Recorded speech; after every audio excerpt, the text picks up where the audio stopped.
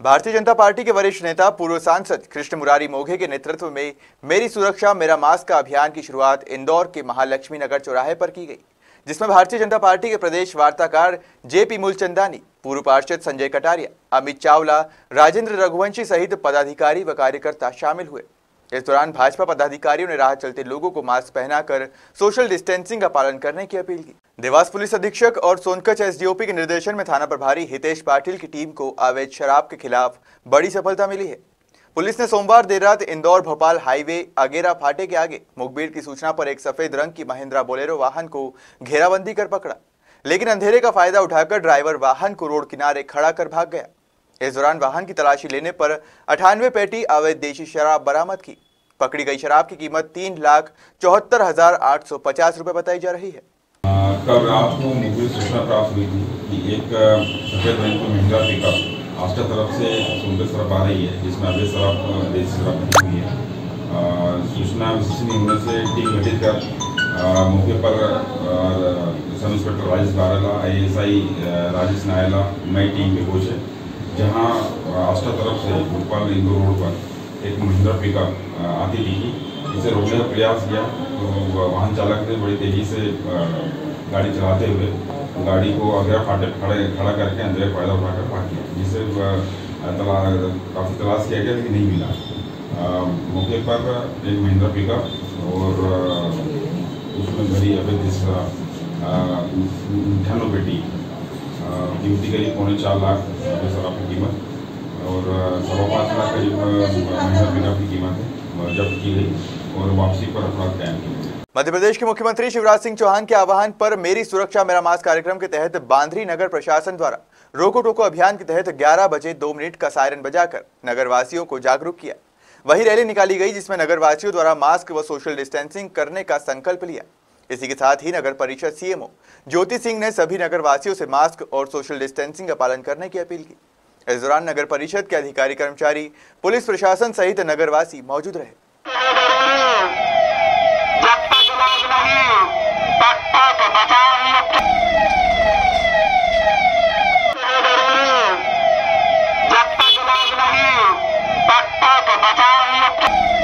बढ़ते कोरोना संक्रमण के खिलाफ मंगलवार को जबलपुर में NSUI महिला विंग द्वारा होम साइंस कॉलेज में जमकर विरोध प्रदर्शन किया गया।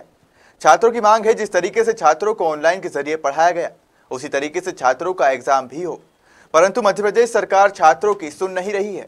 वहीं प्रशासन को ज्ञापन देते 25 मार्च से होने वाली परीक्षा को आगे बढ़ाने एवं ऑनलाइन परीक्षा की मांग की है। नेत्री देवकी पटेल मांग पूरी नहीं होने पर कॉलेज का घेराव के साथ तालाबंदी की चेतावनी दी है।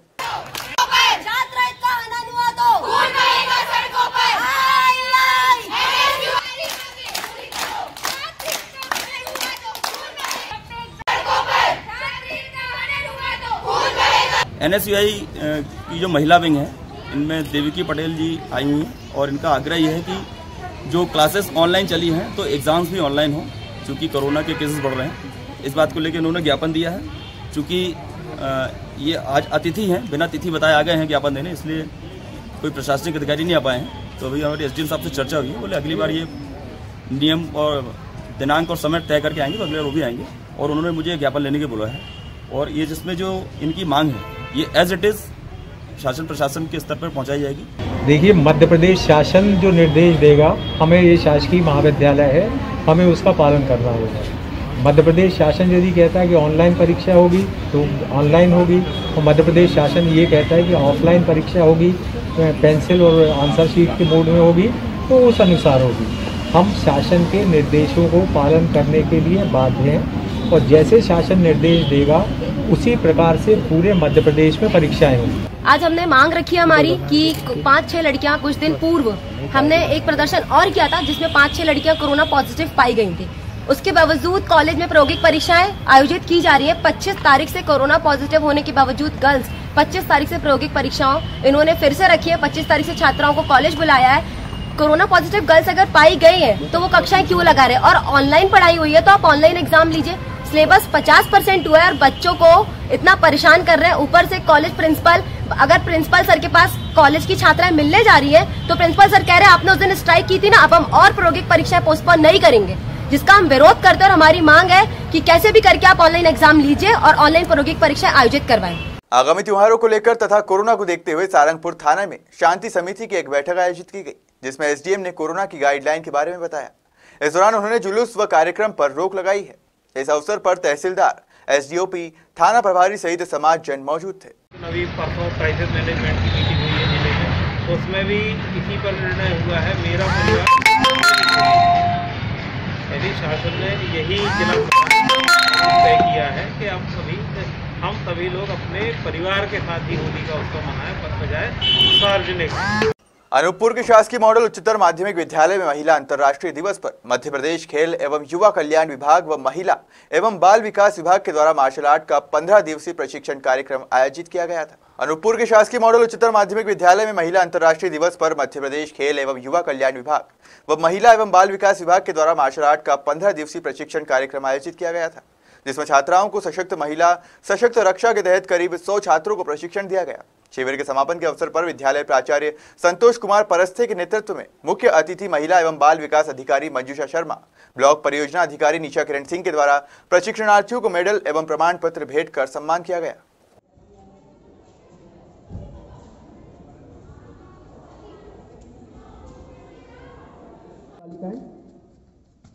आप देखेंगे कि अगर अक्सर इस तरह की अगर समस्याएं होती हैं तो उससे किस तरह से बचना है, और कोई बालिकाएं भीड़ में किस तरह से अपने आप को सुरक्षित रख पाती हैं, उसके लिए प्रदर्शन करने पड़ती है।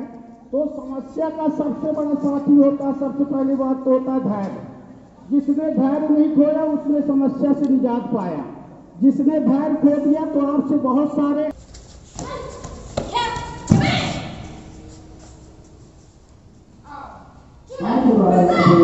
स्टॉक की मेडल किया गया है, जिसके बाद में 2 फाइन अवार्ड दिया जा रहा है।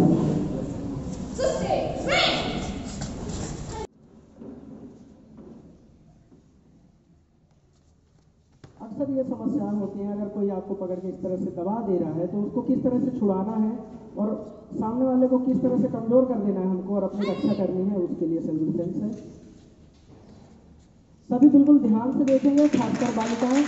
जबलपुर के नोदरा ब्रिज पर कांग्रेस पार्टी के जिला अध्यक्ष दिनेश यादव अपने कुछ कार्यकर्ताओं के साथ पहुंचे और प्रदेश सरकार द्वारा कोरोना वायरस के प्रति सायरन बजाकर जो जागरूकता अभियान किया जा रहा है उसे सर्कस बताया।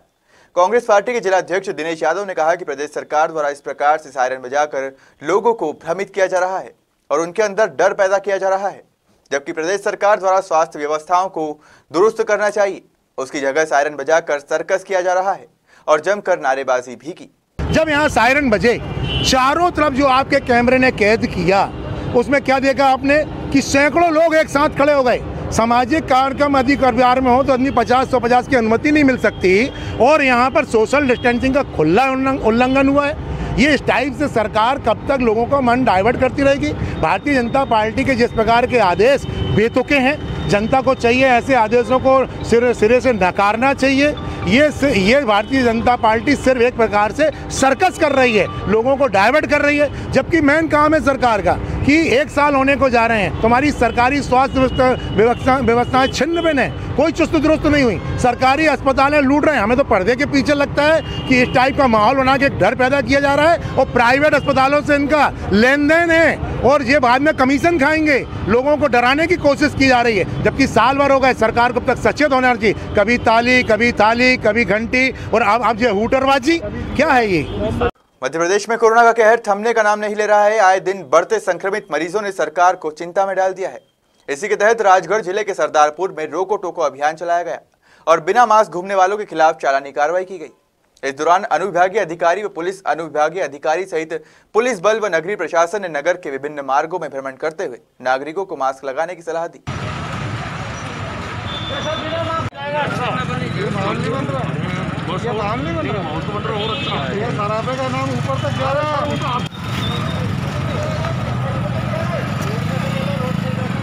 जबलपुर के हनुमानताल पुलिस द्वारा आरोपियों को जमानत पर छोड़ने पर पीड़ित पक्ष ने नाराजगी जताई है। दरअसल जबलपुर की विक्टोरिया हॉस्पिटल में इलाज करा रहे नरेंद्र अहिरवार सिंधी कैंप बाबा टोला निवासी का विवाद 7 मार्च को उनके पड़ोस में रहने वाले जितेंद्र चक्रवर्ती बिरजू चक्रवर्ती से भट्टा लगाने से मना करने पर मामूली से विवाद हो गया था, जिसमें जितेंद्र चक्रवर्ती और बिरजू चक्रवर्ती ने लाठी डंडों के साथ नरेंद्र चक्रवर्ती को गंभीर रूप से घायल कर दिया।